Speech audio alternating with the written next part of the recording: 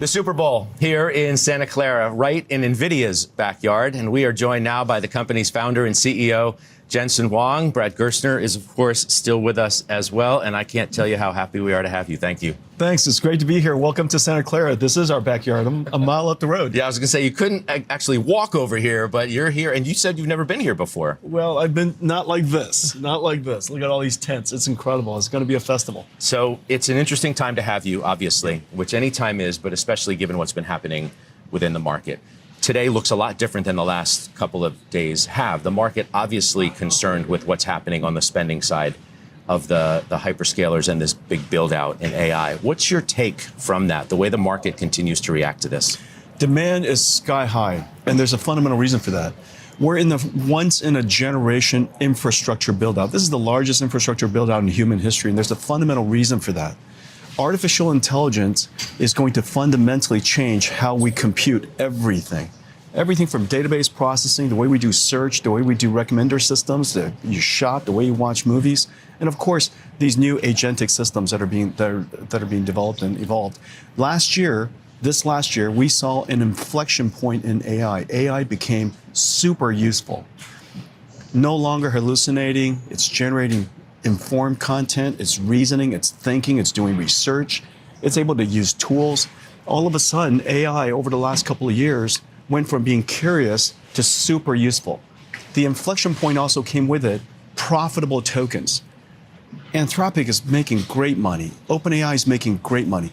If they could have twice as much compute, the revenues would go up 4 times as much. I mean, literally these guys are so compute constrained, and the demand is so incredibly great. The number of enterprise users, the number of consumer users, the number of startups that are being built on top of these companies, it's just going through the roof. So when you see numbers that are frankly remarkable, that $660 billion this year will be spent by the hyperscalers as we continue to learn, like we did from Amazon last night, you sit back and think to yourself, that's completely justified based on what you see?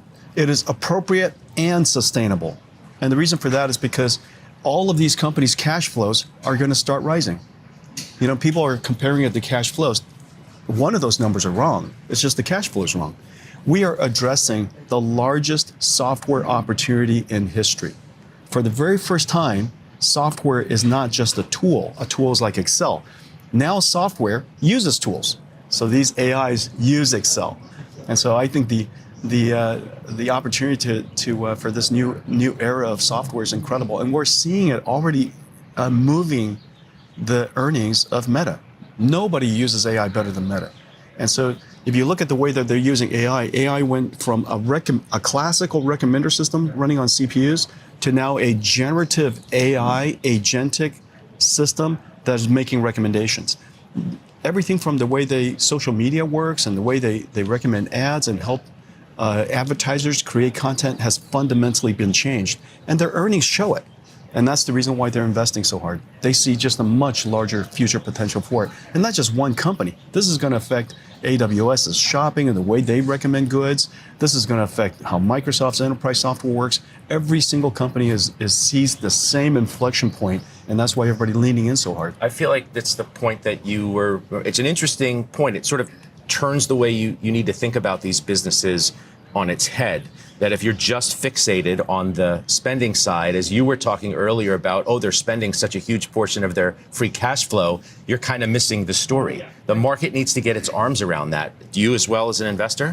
Yes. If you turn the clock back, Scott, to 2008, 2009, right, Amazon could have taken their profits and sent them back to us by way of dividends. Instead, Jeff Bezos said, I'm going to invest in this thing called AWS. Think of it as digging a gold mine. You have to spend a lot of money to dig the gold mine before you get the gold out. These guys are digging the biggest gold mine in the history of software, right? But it costs something up front. Now, the question is, do you believe Andy Jassy and Mark Zuckerberg and Sundar and Jensen that this opportunity is that big? Or do you have a special insight that causes you to understand there's no gold in the bottom of the gold mine? As an investor, I'll just tell you this.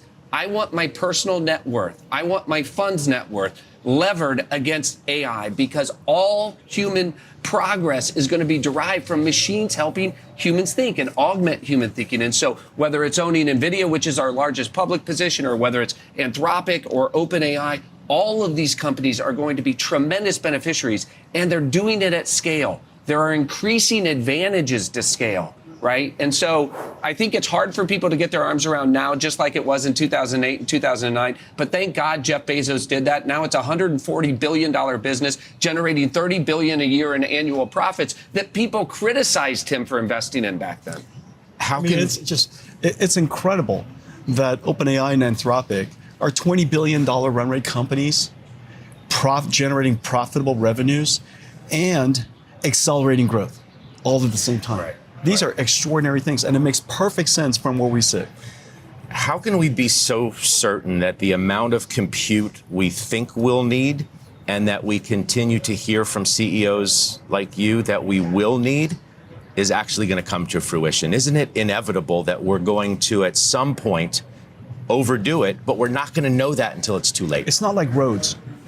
Roads, once you lay it down, it stays fairly useful for a long time. The way computers work is you build up the infrastructure, but then you start replacing it 5, 6, 7 years later. And so I think it's going to take us some 7 years, 8 years to build up to the level that we have to sustain. And after that, we're going to be refreshing and slightly growing. And so we've got several years of build out ahead of us. The important thing is this. You have to go back to first principles. Computing has fundamentally changed. It used to be pre-recorded. Excel and PowerPoint and all these tools and all the software is pre-compiled. They compiled it and they send it to us. The way software works now, because it's contextually aware, every single time you use it, it takes into consideration the context, who you are, what you're asking about, what's happening to the world, what other information you give it, the context. And every single context is different, and every single response is different. So from now on, every single pixel, every single beep of a sound, every video that comes out of the computer is generated in real time. And that's the reason why we need computers to operate software at such a large scale going forward. And all these tokens are what we call intelligence. And for the first time, we're generating something of tremendous value, intelligence as numbers. And these things, as I mentioned earlier, this last year, we went through an inflection point because these tokens became profitable. And so we just have to make more of it. Can you blame, in some ways, investors who have PTSD from the last time tech went through this revolution and evolution at the same time, for seeing certain things that remind them of then and worry that they'll happen again? It's good to always reflect on history. History informs us, but history doesn't repeat. And so you have to take into consideration what's actually happening. Always go back to first principles and think about what is actually happening. Right now, the fundamental difference, a huge difference between now and some things that happened in the past with the internet, there was a ton of dark fiber. There are no dark GPUs. 100% of the GPUs are rented. In fact, GPUs that we sold 6 years ago, the prices are going up. It's not like it's antique. I mean, it's incredible. It's like a fine wine. The demand is so high that GPUs I sold 6 years ago are going up in price. And so I think the demand is just incredibly high for the reasons that I just said. One, we went through an inflection point. AI has become useful and very, very capable. Two, the adoption of it is incredibly high. And three, because these AIs are thinking, the amount of computation it needs is great. And so to the extent that people continue to pay for the AI and the AI companies are able to generate a profit from that, they're going to keep on doubling. You get asked about the bubble question all the time, but to Jensen's point, back then, you're wrapping fiber around the earth 5 times and you realize, well, that was a little too much. Yeah. How are you thinking about that question relative to how he answered it? It turns out that fiber had 7% utilization. We called it dark fiber because we knew when they were putting it in the ground, it was dark. We're building for the future. And we were borrowing money to do that. And we only had 30 million people connected to broadband internet. Today, we have billions of people who are using this, getting benefit daily. But one of the things I would say, Scott, is one of the questions here, Jensen, is, okay, if you accept that all of this needs to be built, there's a lot of chatter. Andy Jassy said last night on the Amazon call, yeah, but we have an inference chip that's 40%, costs 40% less. There's a lot of talk about all these other chips. So how are you confident that NVIDIA is going to continue to maintain your share, right, the leadership position in terms of all of this build out as you look forward? Nobody develops the technology more advanced than ours at a pace higher than ours and at a scale as large as ours. We have the largest supply chain of any computing company in history. We have a giant supply chain. And so our technology is the best. Now that translates to the lowest cost tokens, because when your performance is 10 times, your cost is 30% higher, then your token cost is maybe 1/5. And so that advantage is the reason why people adopt our technology. Our demand, NVIDIA's demand in AWS is incredibly high. And so we're just super excited about the build out that we're doing with them. We're gonna have a very significant build out this year and the next couple of years. AWS is doing great. They're a great partner of ours. Consumption of NVIDIA through AWS is gigantic. Brad raises a really interesting question. As these relationships are so unique in that these companies that are spending all of this money, they are customers of yours and they're competitors of yours. And they continue to make it clear that they want to be bigger competitors of yours. Andy Jassy and Brad was alluding to what he said on the call, quote, customers are starving for better price performance, and typically and understandably, the dominant early leaders aren't in a hurry to make that happen. They have other priorities. I mean, Alphabet's making its own chips too. These companies love you, they need you, but they're coming after you too. It's okay. None of that bothers me. We're the only company in the world that takes our roadmap and all of our secrets, and we share it to our customers who are also building their own chips internally. That's how much confidence we have. The reason for that is because NVIDIA is the only platform, and software likes platforms. Software are built on platforms. If it's built on NVIDIA, it runs best on NVIDIA. There are tens of thousands of startups around the world, developers all over the world who build on NVIDIA, and so by definition, it runs best on NVIDIA. We're the only architecture that's in every cloud. We're in AWS, we're in Azure, we're in OCI, we're in GCP, we're everywhere. We're exposed to AI that is well beyond just the things that we're talking about here. Look at the stuff that we're doing in digital biology and life sciences, our big partnership with Lilly. They're building an AI supercomputer. The physical AI, we're the only company really addressing all of the world's autonomous vehicles and all the robotics systems and all the physical sciences. The world of AI goes well beyond language. It represents, probably 60% of the world's AI activity. The rest of the other 40%, that's practically all NVIDIA. And so our exposure to AI is broad. We're on every single platform. We're in the cloud. We're on the ground. We're in autonomous vehicles. I mean, we're just simply everywhere. And the key is we have so many developers. When it's built on NVIDIA, it runs best on NVIDIA. Who do you consider to be your biggest competitor? Well, the thing that we worry about most is just making sure that AI is effective. It has to work. The technology has great promise, some enormous breakthroughs. ChatGPT was a breakthrough. OpenAI's 0.1 was a breakthrough this last year, just recently. Claude Code is an inflection. And then now ChatGPT 5.3 Codex, another inflection. We want to make sure that AI continues to be incredibly effective. We want to make sure that protein AIs, chemical AIs, physical AIs, robotics AIs, self-driving car AIs, open model AIs, all of these different AI industries have to flourish because the world is gigantic. Remember, AI is not a technology only. It's a 5-layer cake. It's energy, it's chips, it's infrastructure, it's models, and ultimately it's applications. We need to make sure that all of the world's applications are revolutionized because of AI. When that happens, the demand will continue to grow and we would be successful in helping the world reinvent computing for the first time. And so our focus, you see my focus, all the investments that we make, all the partnership that we make, it goes across all 5 layers of the cake.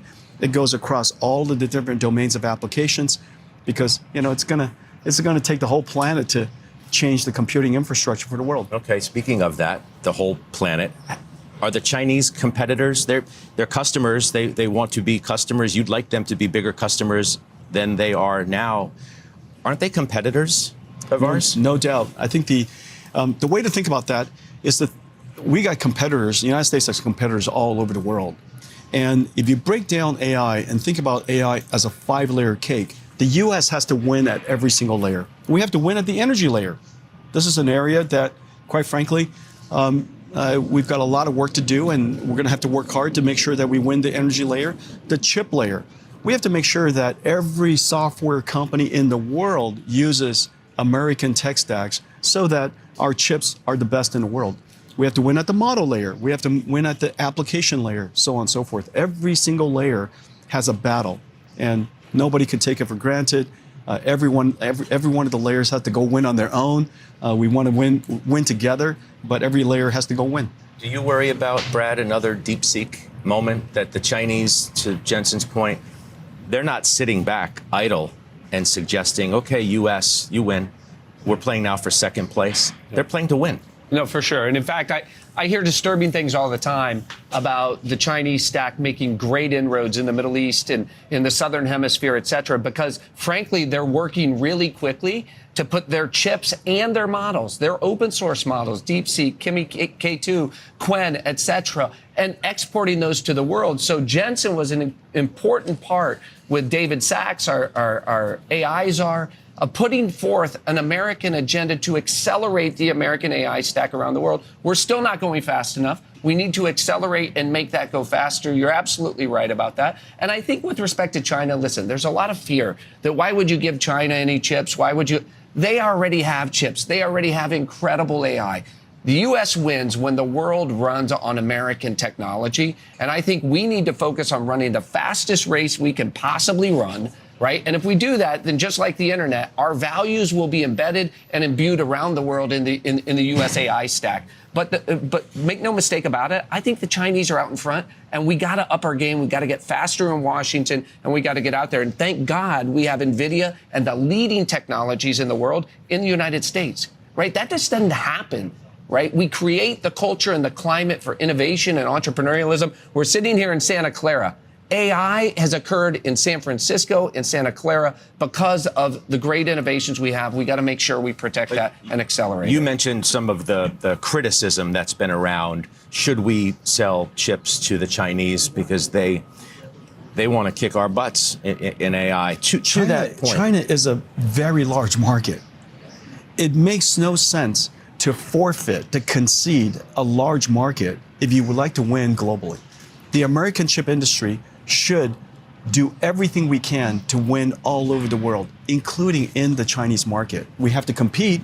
It's their home turf. They got all kinds of advantages, and so we have to go compete hard. But there is no question conceding half of the world's markets make no sense if you want to win globally. So when someone like Dario Amodei from Anthropic says it's crazy, that's his word, for the U.S. to allow companies to sell there, that they're an adversary. You wholly disagree with that? I completely disagree with that. Of course, we would never allow Chinese military to use American technology, but that export control is well established.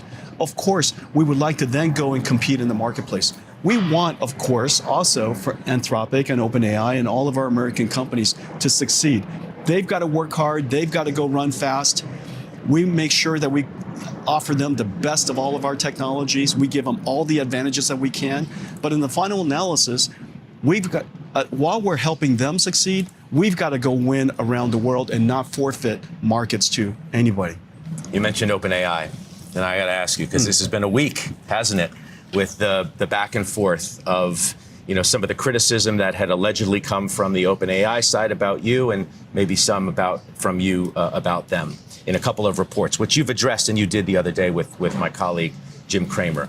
But are we really to believe that there's no there, that there's no friction between the two of you? There's really no drama between the two of you in any point? No, there isn't.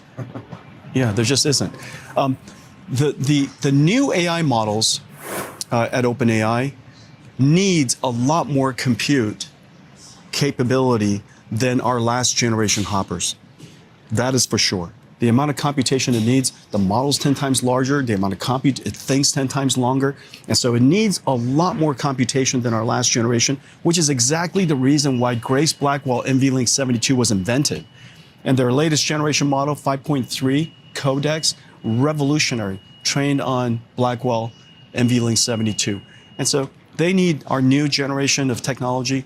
That goes without saying. And that's the reason why NVIDIA is moving so fast. Every single year we're coming up with 5x, 10x more capability, and we just got to keep that pace going. Nobody else in the world could do this like we do, because as you know, these are not chips only, these are AI infrastructure, and we're revolutionizing, innovating AI infrastructure at a scale nobody's ever seen, at a pace nobody's ever seen. And all because the amount of computation necessary for AI is growing so fast. But otherwise, the rest of that stuff is just fake news. I think there was a moment, Scott, when everybody thought that there was going to be like exclusive partnerships. Like Amazon was going to be Anthropic, and Microsoft was going to be OpenAI, and NVIDIA would stay in one of those lanes and pick a winner. It's too big. Everybody's going to be everywhere, right? These guys are going to, have OpenAI models. They're going to have Anthropic models. They're going to have DeepSeek models running on, on their chips. And I think when you look at this next round of funding, right, NVIDIA and Microsoft just invested in Anthropic, right? OpenAI probably is going to get investment. There's a lot of rumors out there from Amazon or others. Like, none of that should surprise anybody. If you want to be in the game of AI, these are the two frontier labs in America, two leading labs. Put X.AI in there as well. It's going to be fascinating what they do with Starlink and data centers in space. And you're also I'm a big investor. You're also a big in investor XAI. and partner Yeah. and partners there. So I think you should expect that as the new normal. And we like to make a lot out of these things because, of course, they're competing. Everybody's competing to make sure they're the lead in those investments. But I think here's the thing that I think it tells you. Everybody had this idea the last couple months, OpenAI's dead and Anthropic to the moon, right? OpenAI just launched another incredible model yesterday with Codex. They're going to raise a lot of money. I can tell you there's a lot of money that wants to invest, strategic money, financial money, et cetera. And the good news for your viewers is both these companies are going to be public over the course of the next 12 to 18 months, and retail investors are going to get to participate. All right, this is Could an you interesting. imagine being large early investors in Google, Amazon, and Meta? Incredible. Insane. Incredible. And that's what we're looking at. All right, I hope you're all doing great today. Thursday night, we got both Amazon and Iron earnings. Amazon announced 2026 CapEx guidance of $200 billion. AWS accelerated, growing 24% year over year. CEO Andy Jassy told us that new capacity is being monetized as fast as it is installed, and they're investing aggressively to meet strong customer demand. AWS backlog came in at $244 billion, which is up 40% year over year, with many additional deals in the pipeline. Those are real orders from paying customers. As I've said many times, this AI revolution is fundamentally different from the dot-com bubble for multiple reasons. One major difference between the two eras is that in this AI revolution, the demand is immediately present and new use case development at scale is immediately possible. This is because the internet is already here this time, making new use case development and mass adoption of the technology immediately possible. That substantially reduces the risks of both long digestion periods and overbuilds of capacity like what we saw during the early days of the internet. And in Jensen's interview with CNBC on Friday, he mentioned that we still have several years of build-out ahead of us. We are still in the early stages of this tech cycle, and supply is nowhere near enough to meet the demand. After Amazon's earnings, we have officially heard from each of the hyperscalers this earnings season. All of them spoke about being supply constrained in the face of very strong AI demand from their paying customers. And each of the hyperscalers revealed very large year-over-year increases in CapEx. Meta guided 2026 CapEx in a range of $115 to $135 billion. Alphabet guided CapEx at $175 to $185 billion. Amazon guided 2026 CapEx at $200 billion. And while Microsoft didn't give us a specific number, their CapEx in their first 2 fiscal quarters points to roughly $150 billion in CapEx for the fiscal year. And while these companies are making efforts to develop their own chips and seeing some success in that regard, they all still rely heavily on NVIDIA and most likely will for multiple years. The point I want us all to take away from this earnings season is that the hyperscalers are already seeing a clear ROI on their AI investments. They are all supply constrained, and they're investing heavily in an attempt to meet very strong demand from their paying customers. Now I want to restate what I said about Iron earnings in Thursday night's video, because some people misunderstood what I said. Let me be abundantly clear. Iron's earnings for the quarter were bad, and that's why we saw the stock trade 20% lower in after hours. However, while the earnings were bad, the progress update that Iron provided on the transition from Bitcoin mining to AI cloud was fantastic, and everything is still on schedule. Reported earnings and progress updates on the transition are two completely separate topics. The earnings were bad. The progress update was very good. Let's not confuse the two. And I'm not invested in Iron because of their current fundamentals. I'm invested in Iron because of the clear fundamental growth that is ahead. And Iron is executing on the transition to AI cloud extremely well. I'm going to rapid fire multiple important points from the earnings call. Iron announced a new 1.6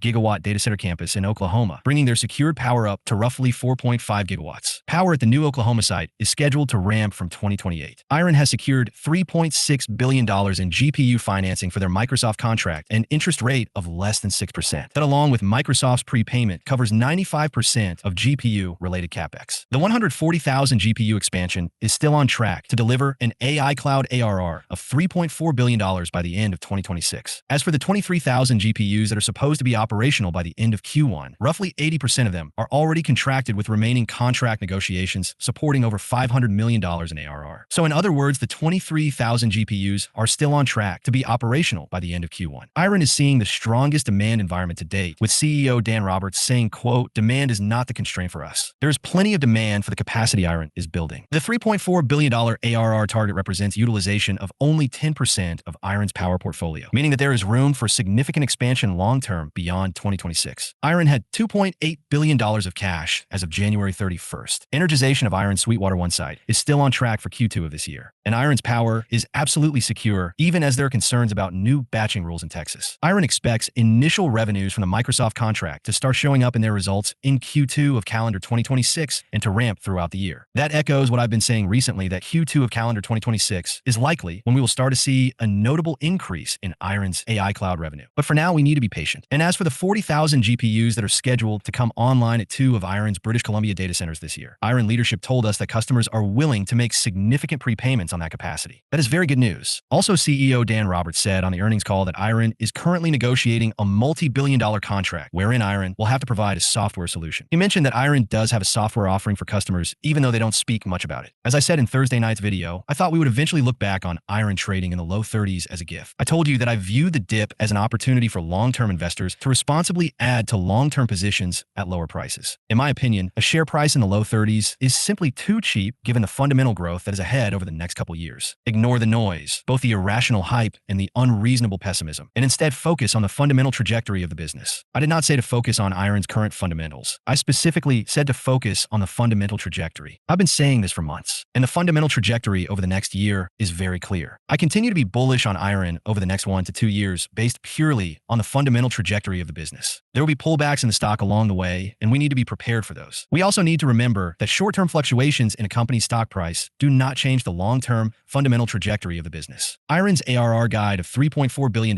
by the end of 2026 implies quarterly AI cloud revenue of roughly $850 million starting in Q1 of 2027. That's more than 4.5x Iron's total quarterly revenue in the quarter they just reported. Ignore the noise. Focus on the signal. Looking ahead, we have NVIDIA earnings on February 25th, and then we have NVIDIA GTC March 16th through the 19th with a keynote from Jensen Huang scheduled for March 16th. I am very much looking forward to GTC this year. As for NVIDIA earnings, I'm expecting strong results given the swift production ramp of Blackwell Ultra. We also have multiple large-scale sovereign AI projects scheduled to come online this year, including some in the early part of this year, which bodes well for guidance. And we know that Vera Rubin is in full production right now, which bodes well for positive forward-looking commentary on the NVIDIA earnings call. I don't know what will happen in the short term. That said, I continue to be bullish on NVIDIA long-term, and I think this company still has plenty of runway ahead of it. As I said in yesterday's videos, NVIDIA continues to deliver very strong earnings growth. NVIDIA's multiple has compressed substantially, and therefore is only a matter of time before the stock moves higher based purely on the fundamental growth of the business. It really is that simple. NVIDIA is trading at a forward PE in the low 20s. That's basically a market multiple, and NVIDIA is going to deliver substantially greater earnings growth than that of the broader market. I think the recent lackluster price action in NVIDIA stock is a temporary dislocation that will eventually be resolved. We've seen this happen multiple times in the past. The stock consolidates. NVIDIA continues delivering strong earnings growth. Market participants finally realize that the stock is simply too cheap given the growth that's ahead, and the stock ultimately moves higher. It really is that simple. I can't tell you when the stock will move higher, but I can very reasonably say that I think it is inevitable based purely on the fundamental growth of the business. Of course, I expect NVIDIA's data center business to continue growing strong. I also don't think that most analysts are adequately factoring in growth from some of NVIDIA's other business segments into their long-term estimates, especially physical AI. If you're wondering how much runway NVIDIA has ahead of it, consider that today we are only at the very early stages of physical AI. This industry will fundamentally transform society in the coming years, and NVIDIA has positioned themselves to benefit massively. NVIDIA's CFO has called physical AI, quote, a multi-trillion-dollar opportunity and the next leg of growth for NVIDIA. NVIDIA sells the hardware for the data centers where the models are trained. They offer Omniverse where the models are taught and tested, and NVIDIA also sells the hardware that allows on-device real-time inference through NVIDIA AGX, allowing robots to have intelligent interactions with the real world even when they are not connected to a data center. Notice that NVIDIA is taking a holistic platform approach to physical AI, and they're embedding themselves as the underlying foundation supporting all of it. Over 2 million developers are already building on the NVIDIA robotics stack, and this is not getting enough attention. I continue to think that most analysts' long-term NVIDIA estimates are too low given what's ahead. As for production ramps, Blackwell Ultra is ramping very quickly right now, leading to revenue growth acceleration. Rubin is on track to launch in 2026. Then we're expecting Rubin CPX at the end of 2026. Later on, we're expecting the launch of Rubin Ultra in 2027 and Feynman after that in 2028. We have a clear data center product roadmap stretching into 2028, and Jensen believes there will be $3 to $4 trillion of global AI factory build-out between now and 2030. That means Jensen is expecting growing AI demand and an expanding total addressable market underpinning all of this. I don't think we are anywhere near any type of bubble bursting type of event. With all of this in mind, I seriously think that NVIDIA still has plenty of runway ahead of it, and I think this company will be worth substantially more in future years than it is today. At least that's my view of the situation. Quick note before I wrap up. All of the compilations on this channel are edited by FinVid with original structure and commentary. Occasionally, the same edits appear elsewhere on YouTube. If you're looking for the original version, it's always here on this channel. Thanks for watching FinVid. I appreciate your support. Remember to stay calm in this market. Remember to maintain a long-term perspective, and do not make any hasty or irrational decisions. With all of that being said, I hope you all have a great rest of the day, and I'm curious to hear your thoughts about NVIDIA in the comments below. Please leave a like on this video so more people will see it. And while you're down there, please consider subscribing. It's free, and you can always change your mind. Thanks for watching, and hopefully I'll see you in the next video.